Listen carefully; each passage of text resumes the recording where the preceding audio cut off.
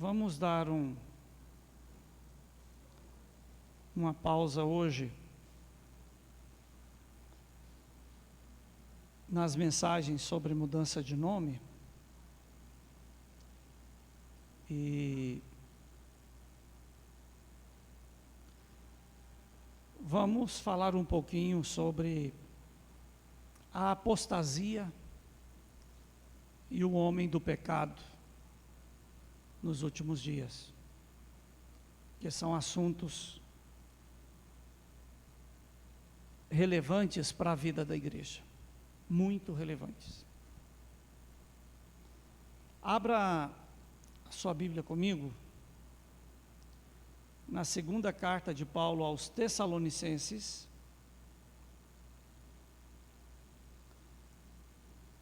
no capítulo 2, e nós vamos ler o capítulo todo, do versículo 1 ao 17. O assunto já está começando a esfriar novamente, porque a guerra está se estendendo, e ninguém ainda viu nada mirabolante que justifique a apreensão. Mas como eu disse aqui um dia, não é essa guerra que vai determinar os acontecimentos. Ela não determina quem é salvo e quem é condenado. Ela faz parte dos acontecimentos irrevogáveis da onisciência de Deus, do que Ele disse que aconteceria e vai acontecer. Naqueles dias haverá guerras e rumores de guerras, sinais no céu. Acautelai-vos dos falsos profetas, pois ainda não é o fim. A igreja, ela precisa aprender a se defender dos ataques malignos. A armadura de Deus que Paulo nos dá, lá em Efésios 6, qual que é o primeiro elemento da armadura? O capacete. Todo ataque espiritual na sua vida vai acontecer primeiramente na sua mente. A base, o início de todo ataque maligno na sua vida vai acontecer na sua mente. Vamos lá, Tessalonicenses capítulo 2, versículo 1, diz assim: Ora, quanto à vinda de nosso Senhor Jesus Cristo e a nossa reunião com Ele, rogamo-vos, irmãos, que não vos movais facilmente do vosso modo de pensar.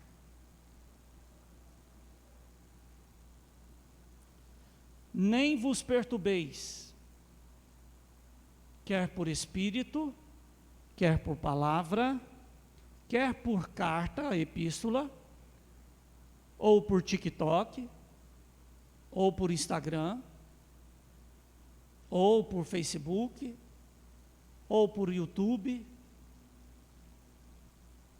ou pelos doutores do Google, né, e da Wikipédia, que não sabe discernir a mão direita da mão esquerda, que não consegue dar uma referência bíblica de cabeça sobre o que está escrito na Bíblia e por quê, mas porque aprendeu a copiar e a colar, porque aprendeu a ouvir e sem ter nenhum tipo de discernimento, está cheio de falsos mestres, cegos, que só sabem gerar confusão. Qual que é o problema da apologia? Por que é importante você estar atento ao que a igreja diz, o que é ensinado? Porque o diabo ele não vai mais aparecer impondo terror. Pastor, e o medo que eu tenho uma hora do diabo me pegar e fazer igual o Exorcista, um filme de terror, isso e aquilo outro. A maior estratégia do diabo nas últimas eras foi convencer a sociedade de que ele não existe. E ele de forma alguma vai se revelar naturalmente. Porque enquanto ele está escondido, camuflado, e as pessoas não o veem e por isso não o temem, é fácil de serem seduzidas, de serem enganadas.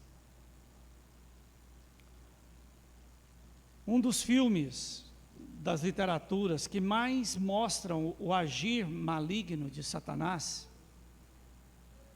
é aquele filme O Advogado do Diabo. Como aquilo é real.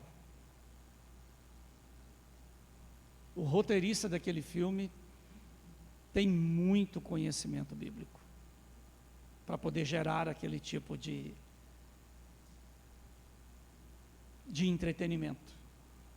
É a sedução. O diabo, ele sempre vai te colocar na encruzilhada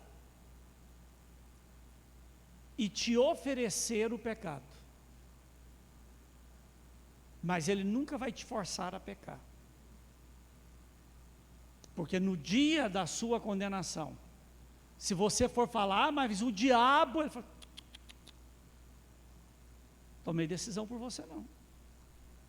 Eu te ofereci, eu te mostrei, eu te tentei, eu te acusei, eu coloquei a situação, eu pus a pessoa errada no caminho, eu busquei alguém que invocasse uma força maligna para poder criar um obstáculo para você, eu criei toda a situação, eu gerei aquele movimento aquele dia para você embriagar e fazer aquela loucura, mas a decisão foi sua, não vem para cima de mim não. E aí entra a principal característica do diabo e daqueles que o seguem, e principalmente daqueles que o seguem em nome de Deus, que você nunca pode tirar isso de mente, que o diabo, ele é o pai da mentira, ele mente de eternidade a eternidade. Ah, pastor, mas eu sou forte. 1/3 das miríades angelicais foram seduzidas e enganadas pelas mentiras de Satanás. Cuidado com as mentiras que viram verdade na sua cabeça. Vamos lá. Rogamo-vos, irmãos, que não vos movais facilmente do vosso modo de pensar, nem vos perturbeis, quer por espírito, quer por palavra, quer por epístola, como enviada de nós, como se o dia do Senhor já estivesse perto. Ninguém de modo algum vos engane, porque isto não sucederá sem que venha primeiro a apostasia e seja revelado o homem do pecado, o filho da perdição. Guarde isso na sua cabeça. Aquele que se opõe e se levanta contra tudo que se chama Deus ou é objeto de adoração, de sorte que se assenta no santuário de Deus, apresentando-se como Deus. Essa figura, o filho da perdição, o homem do pecado, o anticristo, aquele que é contrário a Cristo, aquele que quer ocupar o lugar de Cristo. aquele que quer substituir o lugar de Cristo no coração dos homens. Quando ele se manifestar,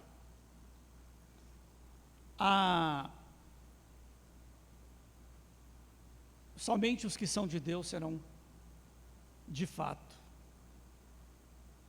preservados. Esse evangelho do Jesus maconheiro, essa igreja com música sem letra, essa igreja de falsos profetas, de porta larga, essa igreja de gays, prostitutas e ladrões, ela não vai suportar. Quando a opressão vir, quando arrochar, os que são de Deus se revelarão. Tem uma história que fala-se da Segunda Guerra, de que um grupo estava reunido no porão de um edifício, fazendo um culto, quando de repente chegaram alguns soldados e traziam a suástica no uniforme, no capacete, e deram uma rajada de metralhadora dentro do local. Esqueci o livro que conta esse testemunho. E falaram: olha, quem realmente não se importa com Deus e que não professa de verdade essa fé, mas que está aqui por um medo ou por conveniência aquilo outro, pode ir embora. Você não vai morrer hoje não. E dizem que 80% das pessoas que estavam lá dentro saiu correndo. Puseram o pastor de joelhos, colocaram a pistola na cabeça dele e falaram: aqueles que quiserem negar a fé e abandonar esse homem aqui para morrer em nome do Deus dele, pode ir embora. Dizem que saiu quase que todo o restante novamente. Ficou um grupo muito resumido. Aí os homens tiraram o uniforme, a blusa, tiraram o capacete, ajoelharam e pediram ao pastor para que orasse com eles. Eram aliados, estavam infiltrados, tinha perdido toda a sua unidade, só eles tinham escapado, eram crentes, oprimidos, cansados, sozinhos, mas que não queriam a oração de quem não realmente tivesse fé. Você ficaria naquela igreja? Haverá um momento em que a sua fé vai ter um preço. Vocês viram como foi fácil tirar as pessoas da igreja?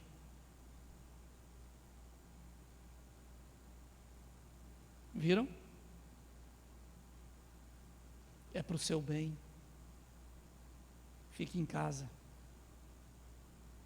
Com essa brincadeira, irmãos, o que tem de crente que não deu conta de voltar para as igrejas é uma coisa assustadora.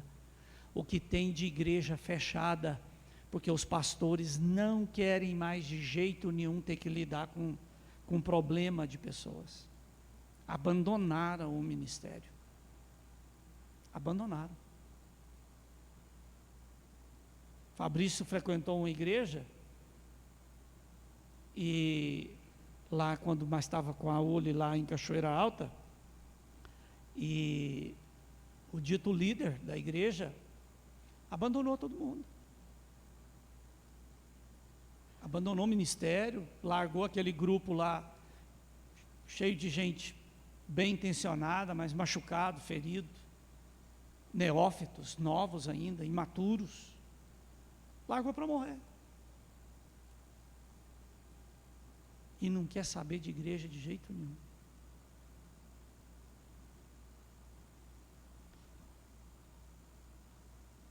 Vamos lá. Versículo 5. Não vos lembrais de que eu vos dizia essas coisas quando ainda estava convosco? E agora vós sabeis que o que o detém para que o seu próprio tempo seja revelado. A seu próprio tempo seja revelado, pois o mistério da iniquidade já opera. Somente há um que agora o detém até que seja posto fora. E então será revelado esse iníquo, a quem o Senhor Jesus matará com o sopro da sua boca e destruirá com a manifestação da sua vinda. A esse iníquo, cuja vinda é segundo a eficácia de Satanás, com todo o poder e sinais e prodígios de mentira, e com todo o engano da injustiça para os que perecem, porque não receberam o amor da verdade para serem salvos. E por isso Deus lhes envia a operação do erro, para que creiam na mentira. Olha que forte. Para que sejam julgados todos os que não creram na verdade, antes tiveram prazer na injustiça. Mas nós devemos sempre dar graças a Deus por vós, irmãos, amados do Senhor, porque Deus vos escolheu desde o princípio para a santificação do Espírito e a fé na verdade. E para isso vos chamou pelo vosso Evangelho, para alcançardes a glória de nosso Senhor Jesus Cristo. Assim, pois, irmãos, estáis firmes e conservai as tradições que vos foram ensinadas, sejam por palavra, seja por epístola nossa. E o próprio Senhor nosso, Jesus Cristo, e Deus nosso Pai, que nos amou e pela graça nos deu uma eterna consolação e boa esperança, console os vossos corações e os confirme em toda boa obra e palavra. Vamos lá. Ora, quanto à vinda de nosso Senhor Jesus Cristo e à nossa reunião com Ele, rogamo-vos, irmãos, que não vos movais facilmente do vosso modo de pensar. Nesse período, a igreja, ela estava perseguida com uma violência inimaginável. Os mártires se amontoavam aos montes, e a igreja, ela se reunia nos sepulcros, nos cemitérios, escondida. Quando Paulo escreve, ele está preso. Então a igreja tinha a ideia de que Lúcio era o anticristo. Qual era o nome que deram a Lúcio, né, como César? Nero, que incendiou Roma porque queria construir uma parte nova, numa parte da cidade que as pessoas não saíam. E quando viu o tamanho do problema que aquilo daria, devido ao Senado e ao parlamento, culpou os cristãos e exigiu a morte exemplar de Paulo e Pedro, para poder justificar, para poder se isentar da responsabilidade daquilo que fez. Então, naqueles dias, a igreja ela tinha todos os elementos, Cássia, para acreditar que era a hora da vinda de Jesus, devido ao sofrimento que eles viviam. Porém, são vários outros elementos que iam além dos sofrimentos de dor daqueles dias. Assim como há vários outros elementos que vão além das expectativas daquilo que nós estamos vivendo nesses últimos dias. Não vos movais facilmente do vosso modo de pensar. A palavra de Deus, ela é simples. Os inimigos da fé usaram sempre os mesmos argumentos, e hoje não é diferente. Aonde que o diabo triunfa contra a igreja? Na falta do conhecimento acerca de Deus. Quando você não tem o conhecimento adequado, você é presa fácil para ser enganado, para ser enganada, para ser desviado, desviada do caminho. É fácil alguém que sabe usar de fragilidades, criar circunstâncias para te tornar dependente. E devido ao vínculo emocional que cria, você passa a acreditar a tudo que é dito, sem questionar, sem indagar, sem confrontar. A palavra, ela precisa ser avaliada. O que é dito aqui, você tem que questionar. Pastor, eu tenho que confiar cegamente em Deus, irmãos. Em Cristo. Tolo é o homem que confia no homem. Quando você vê alguém pregando e dizendo, se liga aqui, se liga na visão.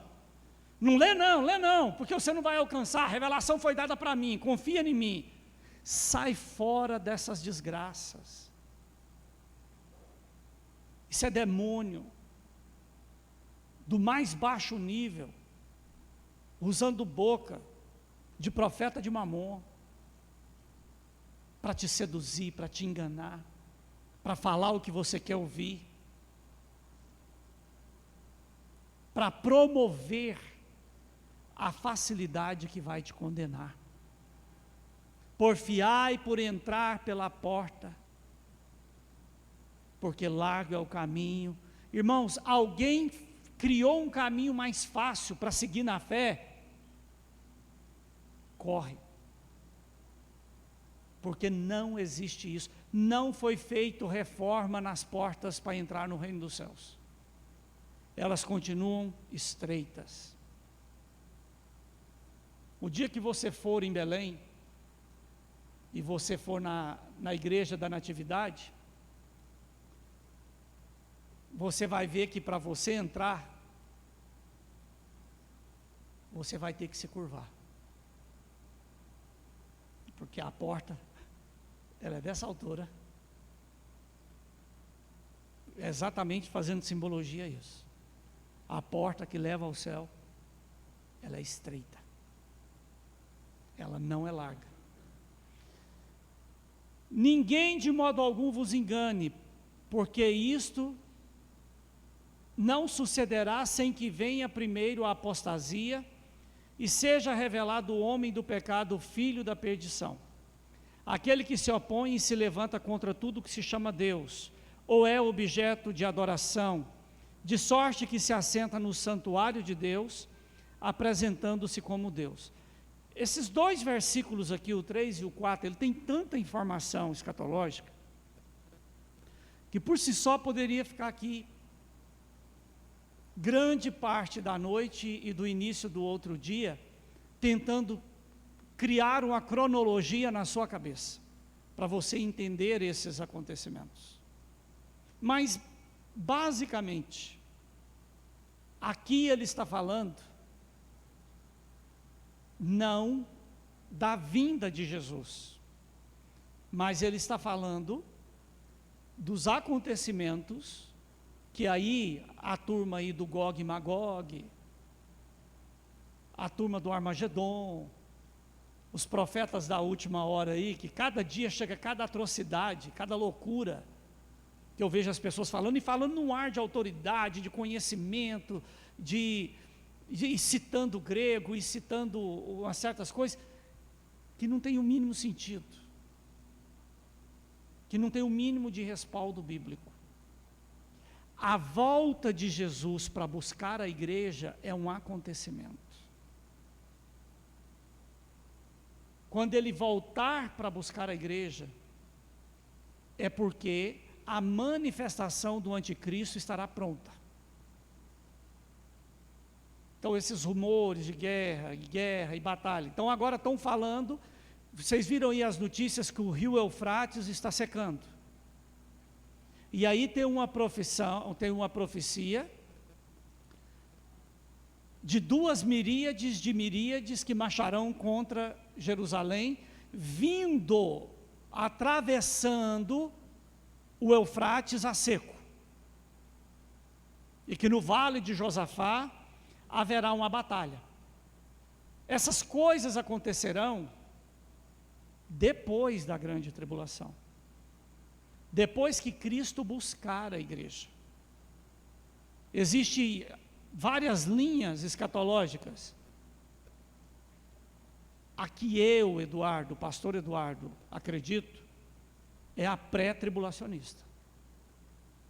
Que a salvação, que o arrebatar da igreja, que o ressuscitar dos mortos, acontecerá antes do estabelecimento da última semana dos 7 anos da grande tribulação, que serão 3 anos e meio de bênção e 3 anos e meio de grande tribulação.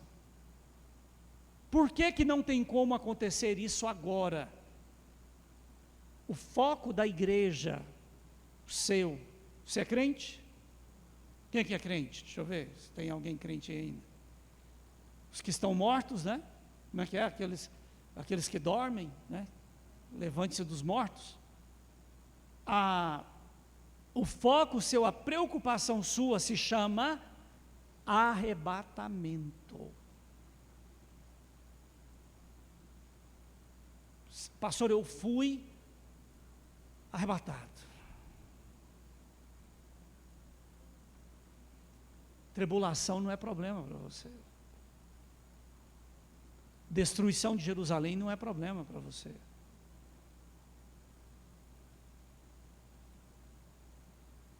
Preocupe-se em ressuscitar em Cristo na primeira ressurreição, ou de ser arrebatado, encontrando com Ele nos ares, juntamente com aqueles que já tinham morrido e serão ressuscitados. O filho da perdição, lá em Daniel, no capítulo 9, versículo 26 e 27, diz assim: e depois de 62 semanas será cortado um ungido, e nada lhe subsistirá. Cristo, o nome Cristo, no grego koineo, o que significa? Ungido. Quando Daniel está profetizando aqui, centenas de anos antes da morte e ressurreição de Cristo, ele já está falando, olha aqui, e depois das 62 semanas será cortado o ungido, e nada lhe subsistirá. E o povo do príncipe que há de vir destruirá a cidade e o santuário. O templo já foi destruído 2 vezes. Hoje não tem como destruir templo, porque ele não existe. Eu, particularmente,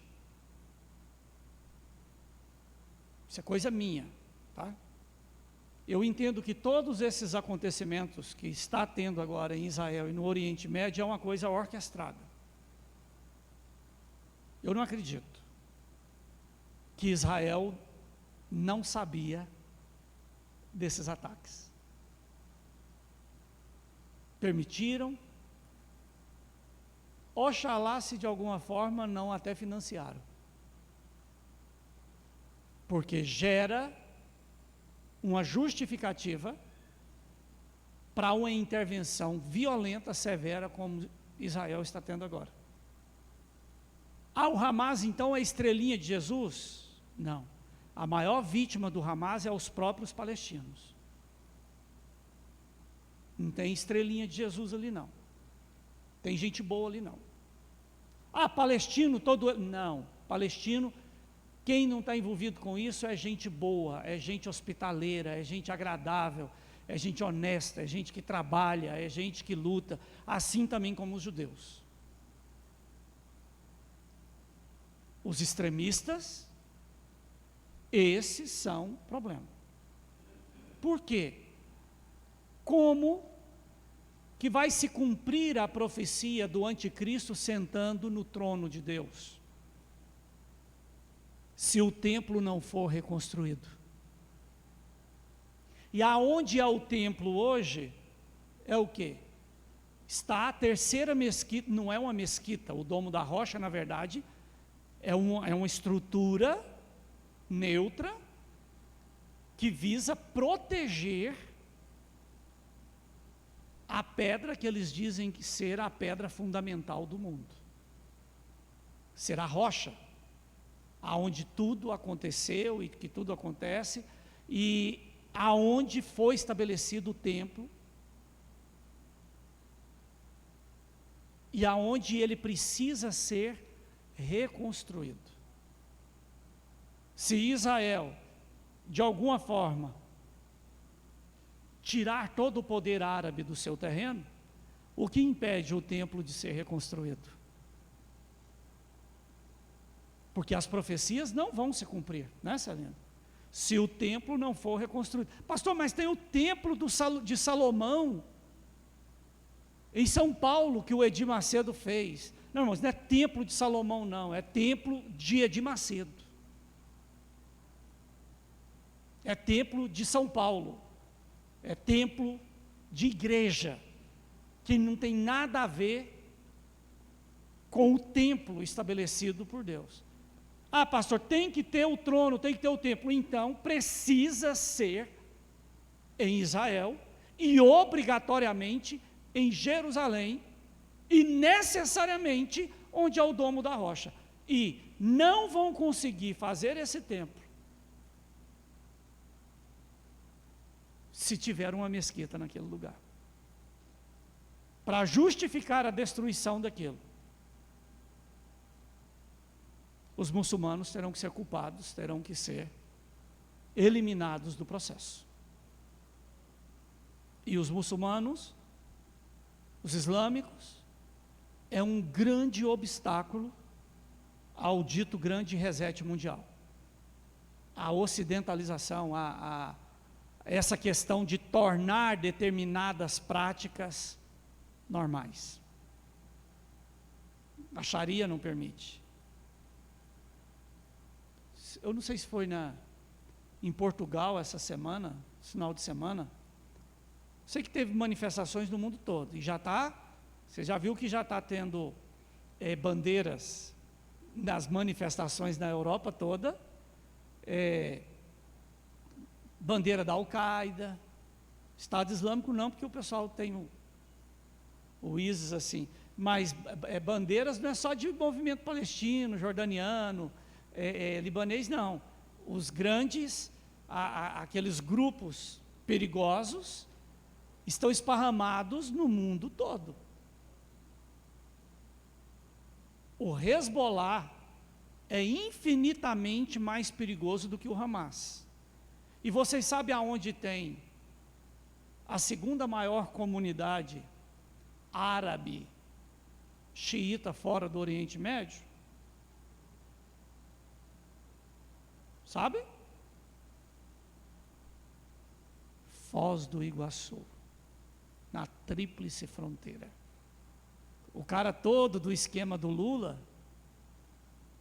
lá da Lava Jato, né, que deu o nome, é um libanês.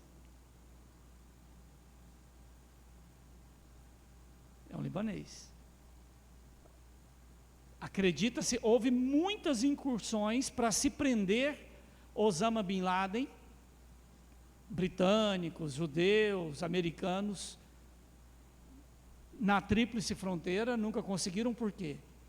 Porque sai de um país, vai para outro, porque o local ali, e tem várias. Então, é um local a ser observado. O mundo tem medo de lá. E nós nem sabemos que existe. Agora, não tem como estabelecer o templo se não enfraquecer o islamismo no mundo. Porque a partir do momento que falou, está matando Palestina, está matando não sei o quê, está matando não sei o quê, o pau está quebrando e gente tacando. Mas deixa Israel falar assim, vamos tomar o Domo da Rocha, e vai se tornar novamente o templo, e vamos tirar esse ponto sagrado islâmico daqui. Explode uma terceira guerra aí, sem precedentes, com uma violência abismal. Então, para justificar isso acontecer, tem que ter uma estratégia por trás muito grande, para poder enfraquecer o movimento islâmico. Os grupos radicais estão fechados em um ataque. O mundo já se fechou lá. A Índia está pronta para atacar, aí tem o Paquistão, China e Rússia do lado não sei de quem, mas o resto do mundo está pronto para poder atacar a Líbia, a Síria, a Jordânia, o Iraque, o Irã, Catar. E os árabes, que da onde que veio o islamismo? Vocês viram? Teve um país africano que lançou uma série de mísseis atravessando o Mediterrâneo para atacar Israel. Os Estados Unidos abateram esses mísseis intercontinentais. Por quê? Porque a inteligência da Arábia Saudita informou de onde viria, quando viria e como viria. Os próprios árabes, os descendentes de Ismael, não estão lutando contra os judeus. Existe uma guerra aí de informação e de acontecimentos muito maior do que você consegue imaginar. O príncipe deste mundo está com o seu reino pronto. Babilônia das nações, que a Bíblia tanto fala, onde você acha que é?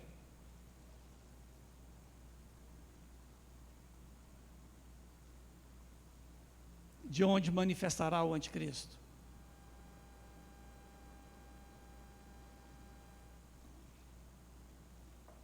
Leio sobre isso, estudo sobre isso há anos.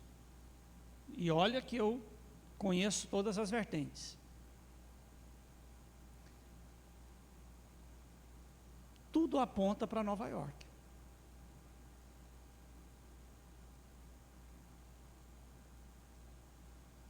Tudo aponta para Nova York. Para a ONU.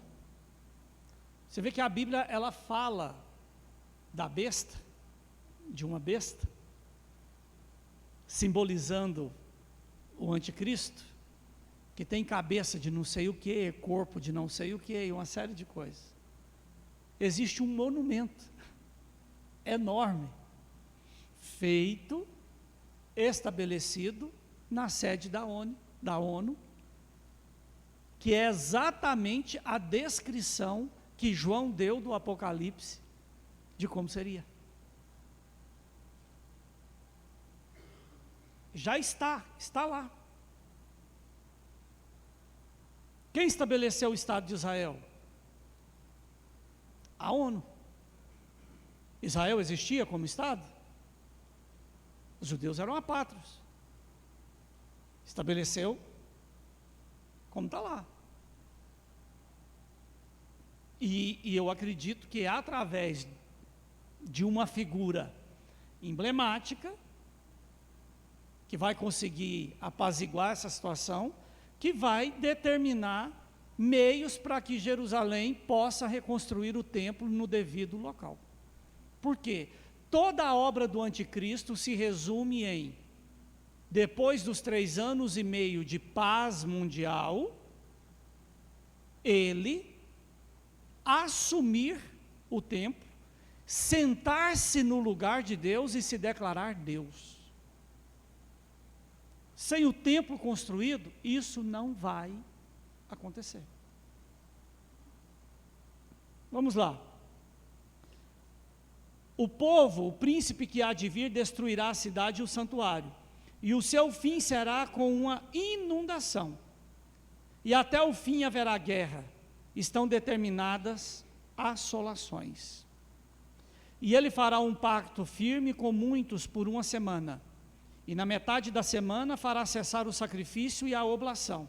Ou seja, existe aí teorias, mas comprovadas já Israel já não esconde, porque o novilho para o sacrifício diário era uma raça específica que estava perdida, totalmente vermelho. Não pode ser preto, não pode ser branco, não pode ser manchado, não pode ser amarelo, não pode ser marrom, vermelho. Existem fazendas e fazendas em Israel hoje, já, que conseguiram reconstituir geneticamente, e está pronto.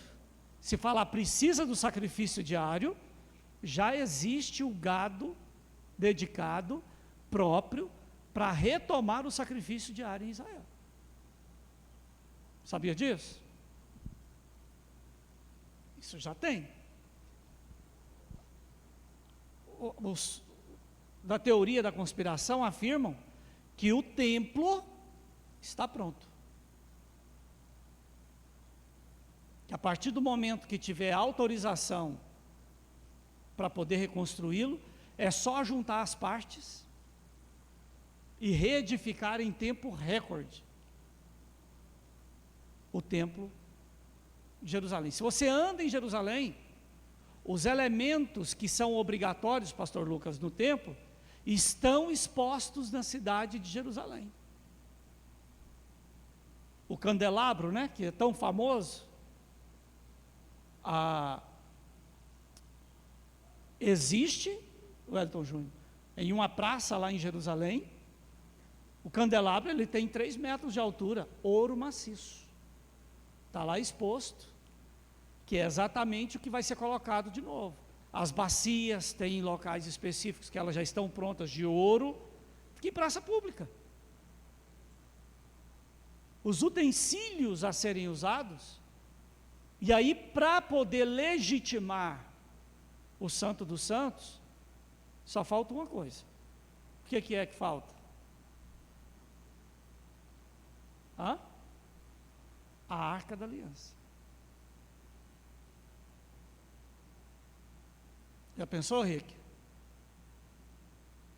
Tira os muçulmanos de jogada, se não acaba com eles, mas enfraquece o poder deles de resposta militar, de ataque, constitui o templo, e de repente, Israel apresenta ao mundo a Arca do Concerto, a Arca da Aliança de Moisés.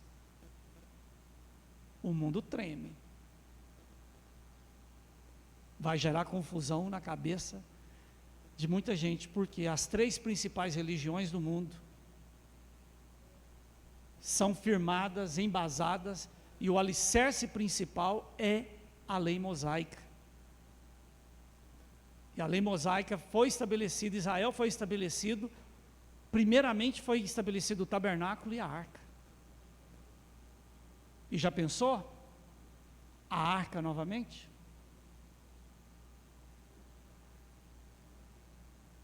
Já pensou, Cássia, se apresentam a pederneira, a pedra que era usada para jorrar água para o arraial, e se juntarem essa pedra com a arca e ela jorrar água novamente? Moisés tinha uma cadeira, e Jesus fala dos sacerdotes que sentavam, né, na cadeira de Moisés. Essa cadeira está guardada, e aonde era o local dela tem uma réplica exata. Mas a verdadeira cadeira de Moisés, que é uma pedra com desenhos de romãs, com uma série de coisas, ela existe e está guardada. Estabeleceu novamente esses elementos que solidificam ou que legitimam o templo novamente, é uma questão de prazo para poder reunir tudo. Nós estamos, irmãos, num mundo maligno, que as pessoas precisam usar a fé das pessoas em Deus para poder corrompê-las. Lembra o que Jesus disse? Se Deus não tivesse abreviado os tempos, muitos dos escolhidos seriam enganados. Para pensar comigo hoje, aqui agora. Imagina daqui 15 dias, chega a notícia, o domo da rocha, que é de ouro maciço, hein? Aquela cúpula lá é ouro maciço. São toneladas e toneladas de ouro sendo retirada. Imagina agora um míssil do Hamas que está lançando sobre, do Hezbollah, que ninguém ao certo sabe como é. Cai um míssil desse, de repente não funcionou a defesa de Israel, e cai ele exatamente no domo da rocha. Destruiu tudo, acabou tudo. Olha que coisa maravilhosa que os judeus teriam para justificar a tomada daquele local e falar assim, não. E o mundo todo aplaudiria.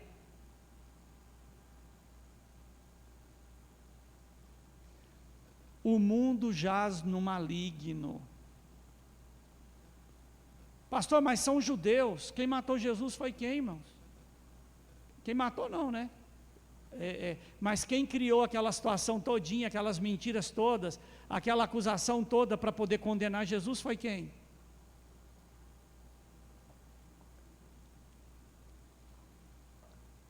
Os olhos de Deus hoje, Cássia, o amor de Deus hoje, irmão Sebastião, Fernando, estão num único lugar. Sabe aonde, Cleide? Na igreja.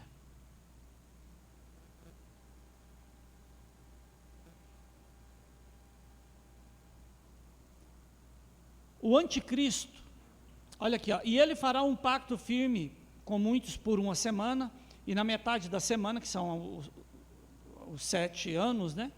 Fará cessar o sacrifício e a oblação, e sobre as asas da abominação virá o assolador.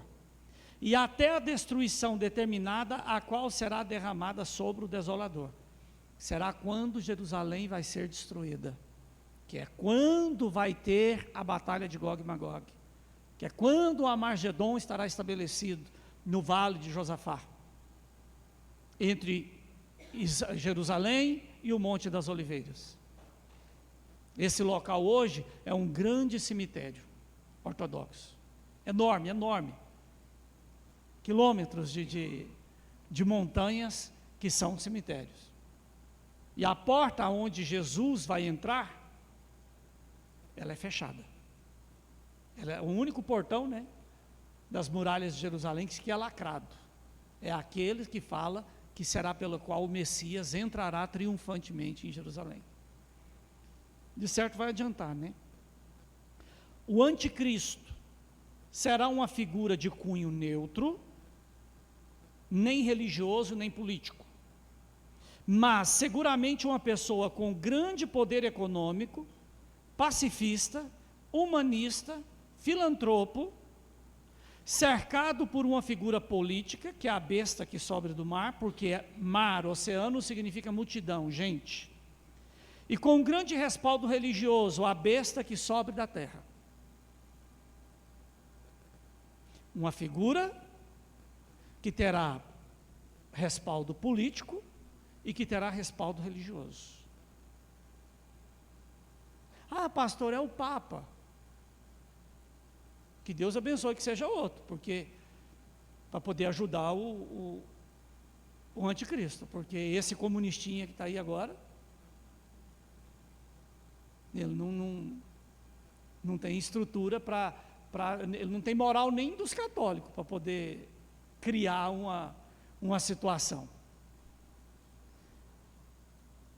Essa pessoa vai conseguir unir o judaísmo, o islamismo e o cristianismo. Será que ele vai ser fraco?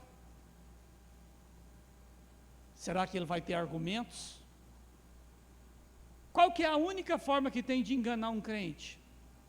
Crente, eu não estou falando desses que nunca nem pegou na Bíblia, gente que frequenta a igreja para caçar namorada, para namorado, para, sei lá, fazer qualquer coisa que não seja temer a Deus. Mas, via de regra, qual é o único caminho para conseguir derrubar um crente verdadeiro?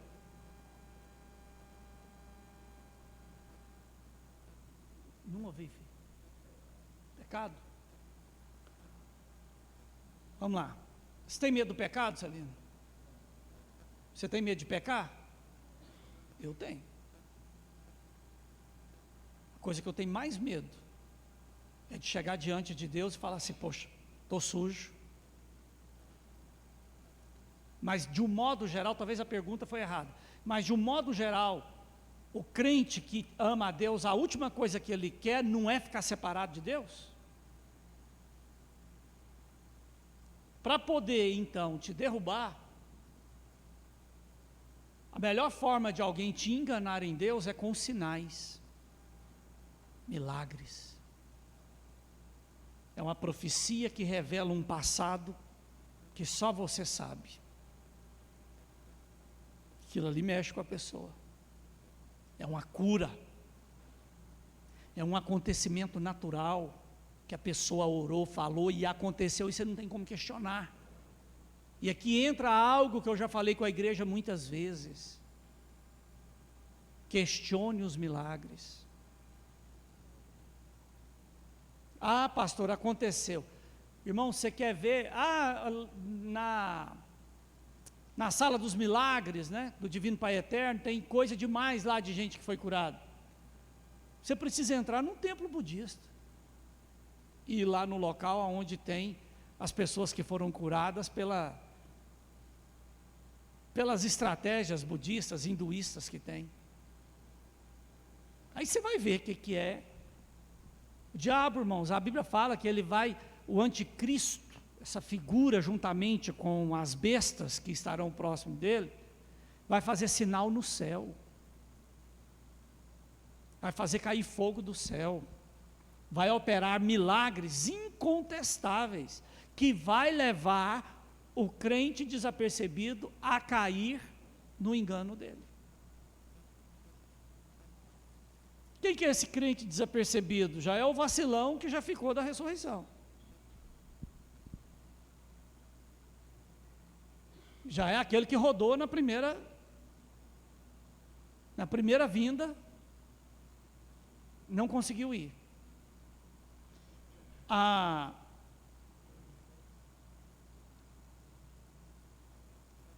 Esse anticristo aparecerá como uma figura moderna, futurista, tecnológica. A Bíblia fala, capítulo 8, 9 de Apocalipse, de um avatar robótico dele, de uma figura que é uma máquina, mas que tem vida própria, que foi abatida, que foi mortalmente ferida. A desgrama do negócio pareceu que sangrou, tchau, mas milagrosamente será restaurado e levará as pessoas à loucura em adoração a ela.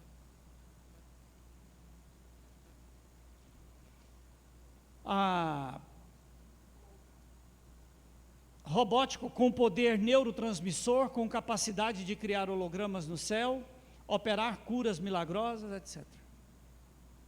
Qual foi o grande problema que está tendo, que teve e ainda tem, e os grupos que que são contra essa vacina, dessa falsa pandemia que foi criada e essa situação toda que foi gerada. Aonde as vacinas só geraram mais problemas, e tem países aí que estão fazendo de tudo para poder reverter e tentar tirar a vacina das pessoas. Mas acredita-se o quê? Que a tecnologia 6G, que ela já está em satélites, é uma tecnologia neurotransmissora, aonde a sua interação tecnológica não é com o aparelho externo, mas aonde você vai conseguir criar essas conexões neurologicamente, aonde vai conseguir induzir comportamento, mudança.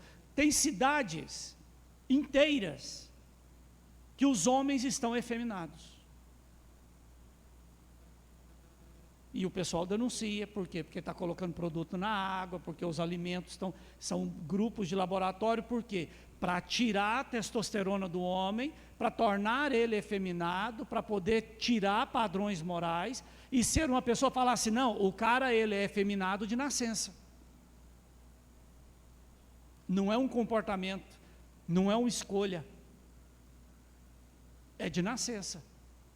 Esse é o mundo que nós vivemos, irmãos. Por isso a Bíblia fala, o que está em pé, cuide para que não caia. Você foi vacinado?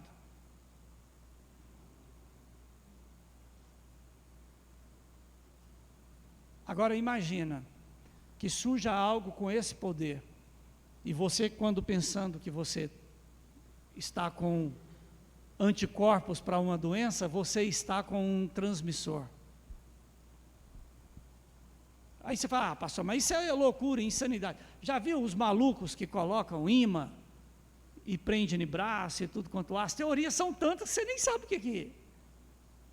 Mas a verdade é que o mundo jaz no maligno. E por isso, guardem isso. A manifestação do anticristo obrigatoriamente exige a reconstrução do templo em Israel. Vai observando os sinais, vai mudando seus comportamentos, o que roubava para de roubar, o que prostituía para de prostituir, o que mentia para de mentir, vai buscando de Deus aí, consertando, dando uma mudada nas coisas. Mas se chegar a notícia assim, ó, o domo da rocha caiu e Israel vai reconstruir o templo, irmão, boca no pó. Boca no pó. Se for preciso falar assim, pastor, eu quero batizar de novo, porque eu quero refazer tudo outra vez, porque eu não quero dar margem. Esses sinais acontecendo, irmãos, fique atento. Mas esse negócio, é porque está aqui, porque está lá, porque está acolá, porque alguém tem uma teoria, tal coisa. Observe Israel. Observe uma única coisa. Se cair um míssil, Carlos Henrique, no domo da rocha, já fica velhaco. Se alguma coisa justificou a retirada para proteção, então vamos estabelecer um Estado palestino.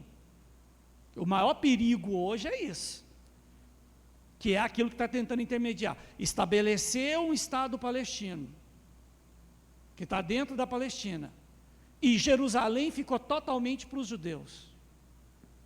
Aí consegue refazer isso sem uma única briga dentro de Jerusalém.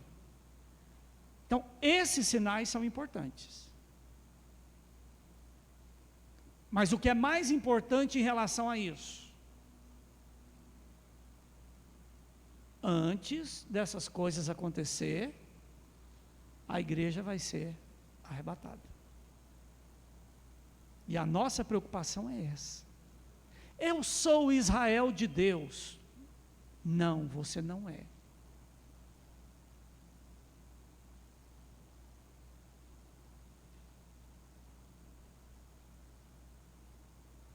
O que é a igreja então, pastor? Igreja não é dogma.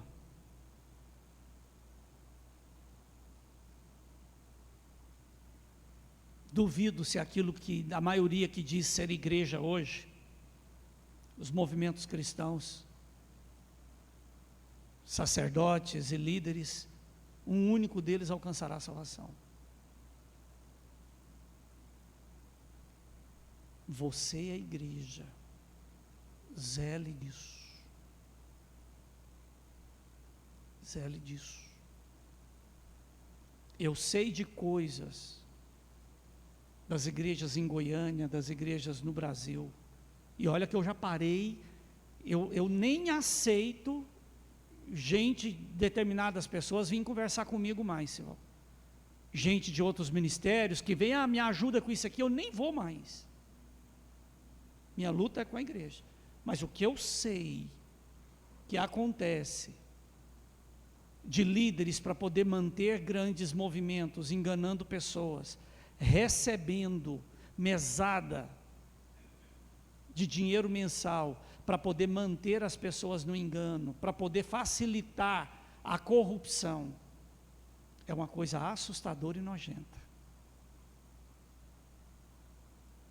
E qual o preço disso, irmãos? Pesado. Porque o diabo ataca a igreja, pessoas fazem de tudo para sabotá-la, e todo esse trabalho visa o que, Wellington Júnior? Derrubar a cabeça. Porque caiu a cabeça, o resto se dispersa. Pastor, eu estou com muita raiva, eu estou com muito problema, eu estou com... Nossa Deus, eu estou numa raiva dessa igreja. Te dou um conselho. Engola essa raiva. Se humilha diante do Senhor. Ninguém aqui é perfeito. As opressões não param. As lutas não param. A perseguição não para. É todo dia, toda hora. Quando você vence uma coisa, surge outra. É difícil até de respirar. Mas se o inimigo está atacando, é porque nós estamos na direção certa. Parabéns, Vera, com as suas pupilas. A Sandra, que está para lá. As irmãs fizeram algo. Camila, com a boca toda bagunçada, e mesmo aí, estava aí. A Luana, a Bibi, a Júlia. Esse negócio de citar nome é complicado, porque daí depois você não lembra o nome de todo mundo. E fala, porque está excluindo, que não sei o quê. Então, tá, eu não vou falar mais nome, está tudo excluído. Mas que bonito. Que bom, que coisa maravilhosa. Um ambiente totalmente saudável para as crianças. E o pior, irmão Sebastião, eu nem sabia que estava acontecendo ou que ia acontecer. A hora que eu cheguei, que eu vi aquilo, eu falei, meu Deus, ninguém me chamou para comer pizza, para chupar pirulito.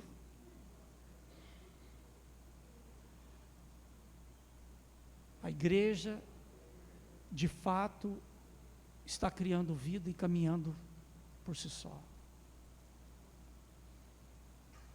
Irmãos, qual a única forma que você tem de se proteger? Estando na igreja. Entenda o valor disso. Pastor, eu estou cansado. Vem para a igreja. Pastor, eu estou com raiva. Vem para a igreja. Pastor, eu estou rico demais. Vem para a igreja. Nós estamos precisando desse dinheiro. Pastor, nós estamos pobres demais. Vem para a igreja. O pouco que nós temos, nós vamos dividir com você. Pastor, eu quero matar todo mundo que está na igreja. Vem para a igreja. Vai que você morre no caminho. E Deus nos livra de todo esse veneno que está em você. Pastor, eu estou numa vontade de cair na putaria, na pouca vergonha. Vem para a igreja. Essa vontade vai passar. E o povo aqui não é tão bonito assim nada, então, querendo ou não, isso esfria, né? Não ri, Carlos Henrique. Não é, Maurício? O Maurício está bem, pastor, eu quero cair na cachaça, no jogo. Eu quero virar os 70 no negócio. Eu quero beijar na boca do diabo. Eu quero o mundo. Vem para a igreja. Isso vai passar. Ame ao Senhor. Apegue-se com a igreja. Um cordão de 3 dobras dificilmente se romperá. Se nós estivermos agarrados nas mãos uns dos outros, nós vamos vencer tudo isso, para a honra e glória do Senhor. Amém? Tudo que surgir para te tirar da comunhão da igreja, sai fora. Amém? Vamos colocar de pé?